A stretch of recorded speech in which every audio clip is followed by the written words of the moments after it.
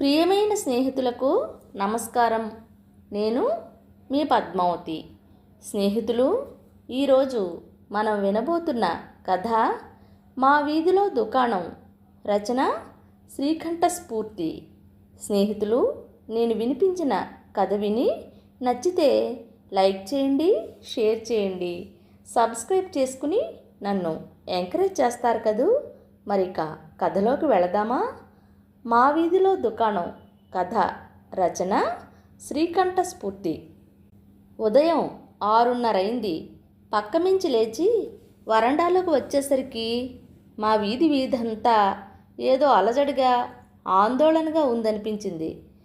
మేము ఉండేది డాబా పైభాగంలోనే కాబట్టి వరండాలో 4 అడుగులు వేసి వీధి చివరకు చూశాను. ఆ దుకాణం ముందు జనం గుంపుగా ఉన్నారు. అక్కడ జనం గుంపుగా ఉండడం ఎప్పుడూ కనిపించే దృశ్యమే అయినా ఏదో జరిగిందనిపించింది. పనిపిల్ల ఇంకా రాలేదు. 9:15 కల్లా ఎలాంటి పరిస్థితుల్లోనూ నేను ఆఫీస్కు బయలుదేరిపోవాలి.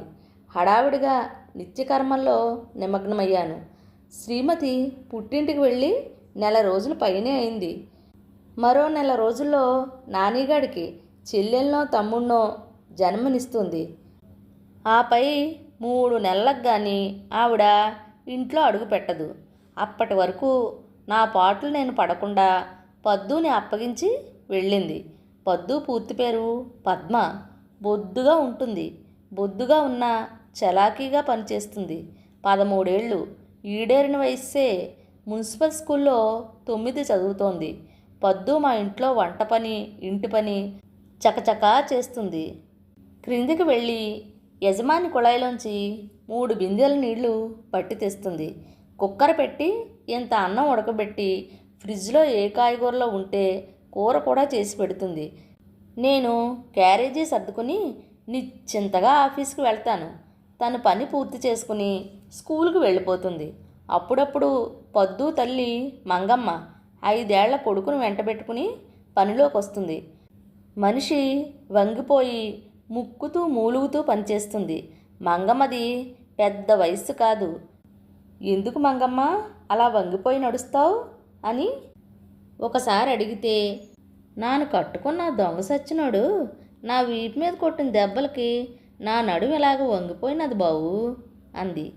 అది నిజమో అబద్ధమో కానీ ఏమైనా మంగమ్మ పనిలోకి వచ్చిన రోజున విధిగా నేను ఆఫీస్కు ఆలస్యంగా వెళుతూ ఉంటాను. పద్దు ఇంకా రాలేదు.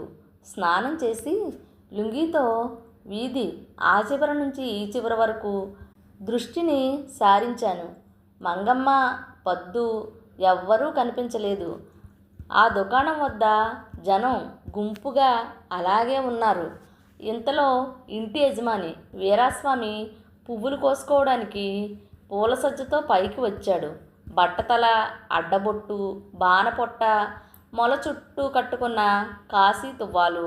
వీరాస్వామికి భక్తి ఎక్కువ, రక్తి ఎక్కువే. 2 పెళ్ళాలు. మొదటి భార్యకు పిల్లలు పుట్టలేదని ఆ భార్య చెల్లెల్ని పెళ్లి చేసుకున్నాడు. పనిపిల్ల పద్దు ఎదురైనప్పుడల్లా చేయి పట్టుకునో జబ్బ పట్టుకునో ఒక వెకిలి జోకు వేస్తాడు. కిచకిచా నవ్వుతాడు. ఆ పిల్లని ఏదో ఒకటి చేయనిదే వదిలిపెట్టడు. ఏమండోయ్, మీకు ఇది తెలిసిందా? ఆ జోగులుగడని అర్ధరాత్రి ఏ లారీయో గుద్దేసినట్టుంది. లేకపోతే తాగుబోతు గొడవల్లో ఎవరైనా చంపి పడేశారో ఏం జరిగిందో ఏమో. అబ్బా, చూడలేకపోయానంటే నమ్మండి. జోగులంటే సందిగ్ధంగా అడిగాను. వాడేనండి, మీ పనిపిల్ల పొద్దు బాబు, మంగమ్మకి మొగుడు. విషయం చెప్పేశానన్నట్లు వీరాస్వామి నిర్వికారంగా పువ్వులు కోసుకుంటున్నాడు. జోగులు చచ్చిపోయాడా?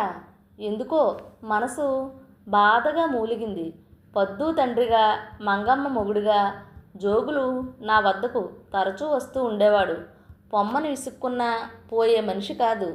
ఇచ్చకాలపు మాటలు, మెచ్చుకోలు కబుర్లు చెప్పేవాడు. ఊళ్ళో విశేషాలెన్నో ఏకరువు పెట్టి చివరకు తన అవసరం బయట పెట్టేవాడు. బతిమాలి బామాలి ఎలాగోలా 10ో 12 పట్టుకుపోయేవాడు. మనిషి పేలగా గాలికి ఎగిరిపోయేలా పెరిగిన గడ్డంతో మెడ చుట్టూ వేళ్లాడే ఎర్రటి మఫ్లర్తో ఎప్పుడూ మత్తులో ఉన్నట్లే ఉండేవాడు. ఆఫీసర్ల క్లబ్లో ఒకరోజు పగలు, ఒకరోజు రాత్రి వాచ్మెన్ ఉద్యోగం చేస్తున్నాననేవాడు. అయితే రోజులో ఎక్కువ భాగం ఆ దుకాణం ముందే తచ్చాడుతూ తిరిగేవాడు. ఆ దుకాణం మా వీధిలో ఎప్పుడు వెలిసిందో కానీ వీధంతా గుప్పుమని వాసన వేస్తున్నట్లే ఉంటుంది. వీధిలో మనుషులు తూలుతూ జోగుతూ అడుగులు వేస్తున్నట్లే అనిపిస్తుంది. మా వీధి చివర రోడ్డుపైకి కటకటాలున్న 2 పెద్ద గదుల్లో ఆ దుకాణం నిత్యం మందు సీసాల కదలికలతో, గ్లాసుల గలగలలతో మహా సందడిగా ఉంటుంది.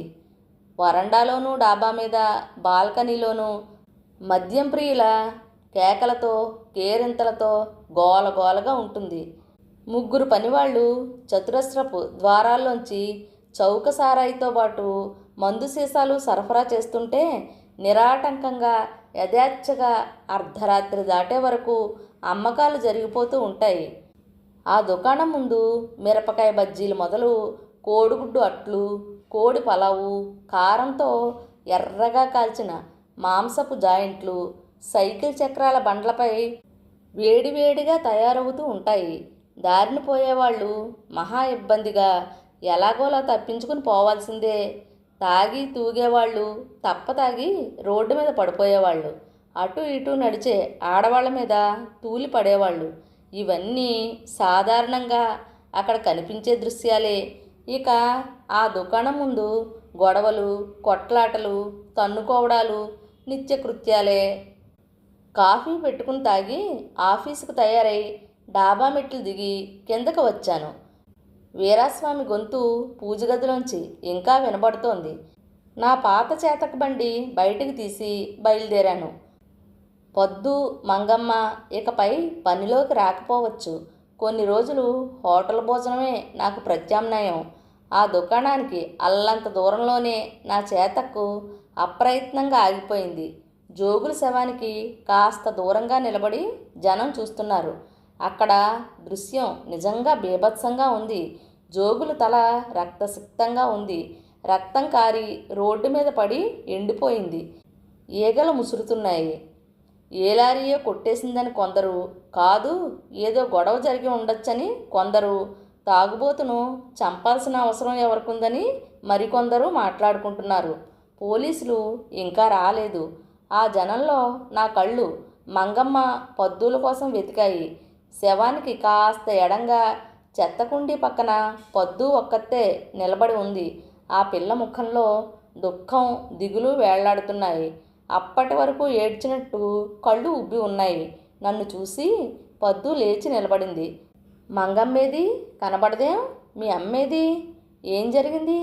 ఆత్రంగా అడిగాను. తనకేమీ తెలియదని పద్దు చెప్పింది. మంగమ్మ వారం రోజులుగా మంచంలోనే పడి ఉందట.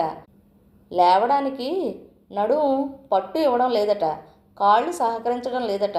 మొగుడు పోయాడని తెలిసి మంచంలోనే కుమిలి కుమిలి ఏడుస్తోందట.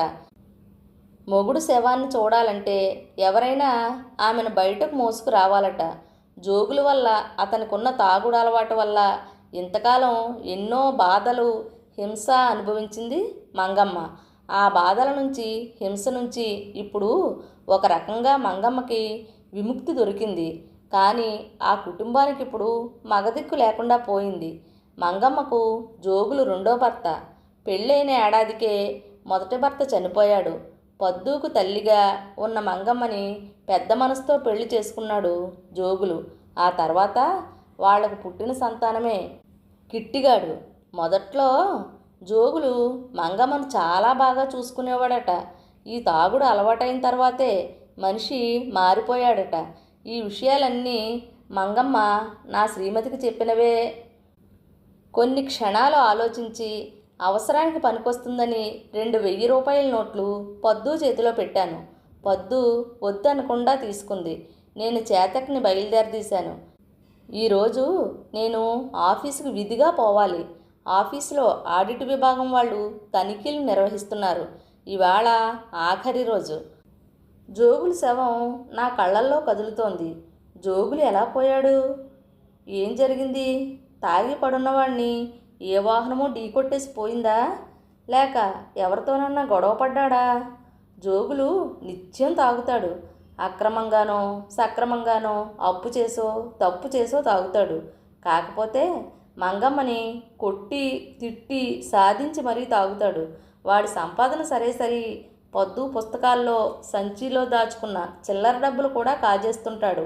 తాగితే వాడు తప్పొప్పులు తారతమ్యాలు మర్చిపోతాడు. జోగులే కాదు, నాకు తెలిసి మా వీధిలో చాలామంది ఈ తాగుడుకు అలవాటు పడిపోయారు. వాళ్ళల్లో ఆఫీసర్లు ఉన్నారు, సాధారణ ఉద్యోగులు ఉన్నారు, కాంట్రాక్టర్లు, వ్యాపారస్తులు, డాక్టర్లు, లాయర్లు, పోలీసులు, ఆటో నడిపేవాళ్ళు, రిక్షా లాగేవాళ్ళు అందరూ ఉన్నారు. అంతెందుకు, మా ఇంటి యజమాని వీరాస్వామి కూడా నిత్యం తాగుతాడు. వీళ్ళందరూ ఎందుకు ఇలా తాగుతున్నారనిపిస్తుంది. తాగుడు ఒక సంస్కృతిగా ప్రబలిపోతున్నదా అనిపిస్తున్నది. మా వీధిలో అసలు ఆ దుకాణమే లేకపోతే అని ఆలోచన వస్తుంది. అంతలో ఆ ఆలోచనే హాస్యాస్పదం అనిపిస్తుంది. ఆఫీస్కి వెళ్ళి పనిలో లీనమయ్యాను కానీ జోగులు చావు నా మస్తిష్కంలో ఒక మూల నన్ను కుదుపుతూనే ఉంది. ఎలాగోలా పని పూర్తయిందనిపించుకుని ఆఫీస్ నుంచి బయటపడేసరికి రాత్రి 8. చేతక మీద ఇంటికి బయలుదేరా. మా వీధిలోకి వచ్చేసరికి ఆ దుకాణం ముందు వ్యాపారం యథావిధిగా సాగిపోతుంది. జోగుల శవాన్ని ఏ మధ్యాహ్నమో పోలీసులు పంచనామాకు తీసుకుపోయి ఉంటారు. ఇంటికి చేరి డాబా మెట్లు ఎక్కుతుంటే వీరస్వామి గుమ్మం దగ్గరే నిలబడి పలకరించాడు. ఏమిటి సార్, ఆఫీస్ నుంచి వస్తున్నారా? విస్మయంగా అడిగాడు.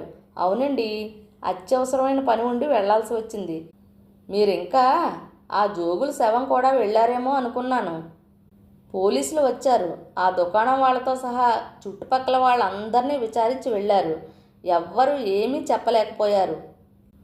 మంగమ్మ మంచంలోంచే ఏడుస్తూ దండం పెట్టిందట. నోట్లోంచి మాటే రాలేదట. పద్దు సరే సరి తనకేమీ తెలియదు అందట.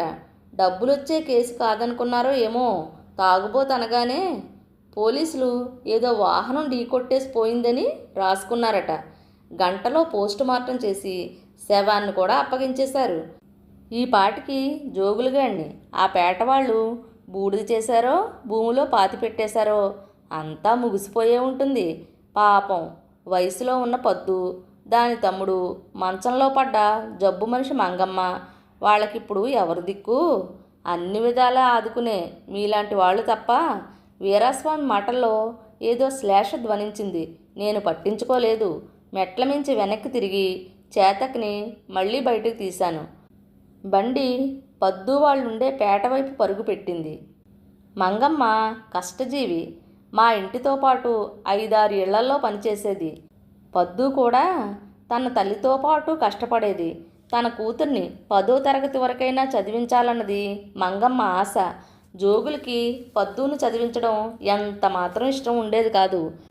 పెళ్లి చేసి పంపించేయాలని గట్టిగా 2-3 ప్రయత్నాలు కూడా చేశాడు.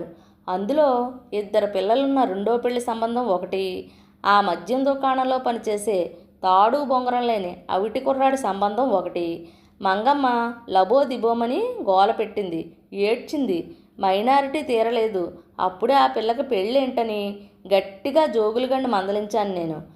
మంగమ్మ పద్దు ఆ ఇద్దరిని మా ఆవిడ సొంత మనుషులుగానే చూస్తుంది. 10 ఏళ్లకు పైగా మా ఇంట్లో పనిచేస్తున్నారు వాళ్ళు. కూతురు చదువు కోసం మంగమ్మ ఆవిడ దగ్గర గోప్యంగా కొన్ని డబ్బులు దాచుకునేది. ఎంత దాచుకుందో నాకైతే తెలియదు. పద్దు వాళ్ళ ఇంటివైపు వెళ్ళేసరికి రాత్రి 9 దాటిపోయింది. నిజంగానే ఆ పేటలో వాళ్ళు జోగుల శవాన్ని పాతి పెట్టడానికని వెళ్ళి ఎప్పుడో వచ్చేశారట. మంగమ్మ రోగిష్టిలా మంచంలోనే పడి ఉంది. పద్దు, దాని తమ్ముడు తల్లి మంచం దగ్గరే బిక్కుబిక్కుమంటూ కూర్చుని ఉన్నారు. మంగమ్మ నన్ను చూసి బోరుమంటూ ఏడ్చింది. మంగమ్మ, జోగులు ఇలా అర్ధాంతరంగా పోతాడనుకోలేదు. ఢీకొట్టి పారిపోయిన ఆ వాహనాన్ని ఎలాగైనా పట్టుకోమని పోలీసులకు చెబుతాను. మిమ్మల్ని దృష్టిలో పెట్టుకుని దర్యాప్తు చేయమని అడుగుతాను. ఆ పరంగా నీకు కొంత ఆర్థిక సహాయం అందేలా. నా మాటలు పూర్తి కాలేదు. వద్దు బావు వద్దు, పోలీసులతో మరేటి మాట్లాడొద్దు. ఈ మాట ఎవరికి చెప్పుకోలేదయ్యా, తవర చెవులోనే చెబుతున్నాను. పాపిష్టిదాన్ని కోపంతో కసితో ఆడిని నానే కొట్టి చంపేసినానయ్యా. నాను ఆడిని చంపాలనుకోలేదయ్యా, ఆడు చచ్చిపోతాడనుకోలేదయ్యా. ఆ తాగుబోతుడిని ఎంతకాలం భరించనయ్యా? ఆడికి తాగుడే తాగుడు, బతుకంతా తాగుడేనయ్యా. ఆడి బతుకంతా ఆ దుకాణమేనయ్యా. తాగుబోతుగా ఎన్ని బాధలు పెట్టినా, ఎన్ని దెబ్బలు కొట్టినా భరించినానయ్యా. రాత్రి తాగొచ్చి ఆ మైకంలో కన్న కూతురని కూడా చూడకుండా దాని మీద పడి అఘాయత్తం చేస్తంటే ఓలమ్మో అమ్మో అని నా కూతురు బీతిలిపోయి ఏడుస్తుంటే సహించలేకపోనానయ్యా. మంచంలోంచి ఎలాగ లేచినానో, నాకు ఎలాగ ఓపుకొచ్చి పడినాదో తెలదయ్యా. నాను లేడం చూసి ఆడు లగెత్తినాడయ్యా. ఆడిని ఎంట పడి తరిమి తరిమి కొట్టినానయ్యా. ఆడు ఆ దుకాణం ముందు దబ్బును పడిపోతే దారికి అడ్డంగా ఉన్న బండ సేత పుచ్చుకొని దబదబా రాయితో నెత్తి మీద బాధేసినానయ్యా. కన్న కూతుర్నే కాటేద్దాం అనుకున్న రాక్షసుడు ఆడు బతికినాడో చచ్చినాడో కానుకోలేదయ్యా. మా బతుకుల్ని ఇలాగ బుగ్గుపాలు చేసినది ఆ దుకాణమే కదయ్యా. నన్ను ఇలాగ మంచంలో పడేసినది ఆ దుకాణమే బావు. నాకు తెలకడుగుతున్నాను, దుకాణం అంటే ఏటి బావు? మడిసి బతకడానికి ఏటి కావాలనో ఆ దినుసుల్ని, తిండి గింజల్ని, సరుకుల్ని అమ్మే చోటు కదయ్యా ఈ దుకాణం ఏంటి బావు? మడిసిని మత్తులో ముంచేసి వాళ్ళలోని పశువుల్ని రాక్షసుల్ని బయటికి రప్పించి ఘోరాలు చేయించేది దుకాణం ఏంటి బావు? ఈదికో దుకాణం, సందుకో దుకాణం, ఎన్నెన్ని దుకాణాలు బావు? ఇవన్నీ మా కర్మలకేనా? నాను మంచంలో పడిపోనాను, మరేటి చేయండి భగవంతుడా. నాను పోతే నా పిల్లలకు దిక్కెవరు బావు? దిక్కెవ్వరు బావు? మంగమ్మ తల బాదుకుంటూ పిచ్చిదానిలా విలపిస్తోంది. మనిషి మనుగడకి అవసరమయ్యే అన్ని దినుసుల్ని, వనరుల్ని అమ్మేది దుకాణం అయితే, భార్య భర్త, కొడుకు కూతురు, తల్లి తండ్రి లాంటి మానవ సంబంధాల్ని ఎంత దారుణంగా కూనీ చేసే ఆ దుకాణాల ఉనికికి అర్థం ఏమిటి? కొన్ని క్షణాలు అక్కడే అలా భారంగా నిలబడిపోయాను. మంగమ్మ చట్టం దృష్టిలో శిక్షార్హురాలు. మరి జోగులు?